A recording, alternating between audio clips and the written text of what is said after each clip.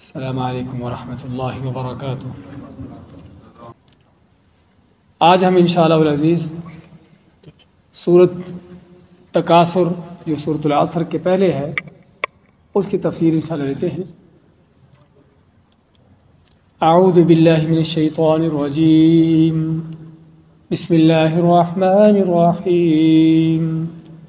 الہاکم التکاثر حتی زرتم المقابر کلا سوف تعلمون ثم کلا سوف تعلمون کلا لو تعلمون علم الیقین لترون الجحیم ثم لترونها عین الیقین ثم لتسألن يومئذ عن النعیم۔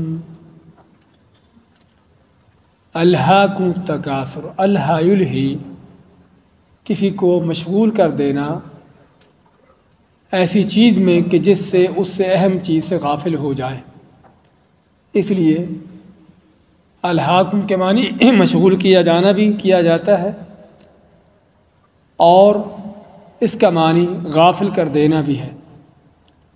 الہاکم، تم کو غافل کر دیا کس چیز نے؟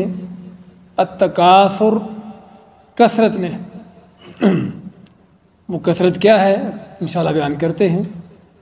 حتیٰ یہاں تک کہ زرتم المقابر، زرتم، تم نے زیارت کر لی، جا دیکھی، المقابر، قبریں، کلا ہرگز نہیں، سوف تعلمون، ان قریب تم جان لو گے، ثم پھر کلا سوف تعلمون، ہرگز نہیں تم ان قریب جان لو گے، کلا لو تعلمون علم الیقین، خبردار، لو تعلمون، کاش کہ تم جانتے ہوتے، علم الیقین، یقین کا علم، لترون الجحیم،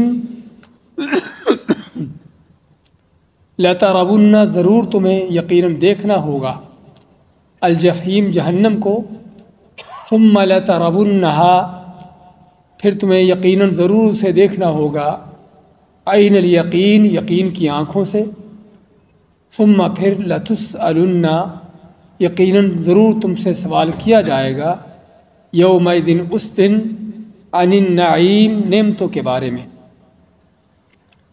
یہ سورۃ التکاثر ہے کہ اکثر و بیشتر مفسرین کا کہنا ہے کہ یہ سورۃ مکی ہے، لیکن بعض کا کہنا ہے کہ مدنی ہے، کیونکہ ایک واقعہ ذکر کیا جاتا ہے کہ جس کا تعلق مدینہ کے ساتھ ہے، لیکن اس کا موضوع اگر ہم دیکھتے ہیں کہ جس میں آخرت کی یاد دلائی گئی ہے، انسان کا دنیا سے جانا، اس چیز کا بیان ہوا ہے، تو موضوع کے لحاظ سے مکی صورتوں کا موضوع ایسا ہی ہوتا ہے۔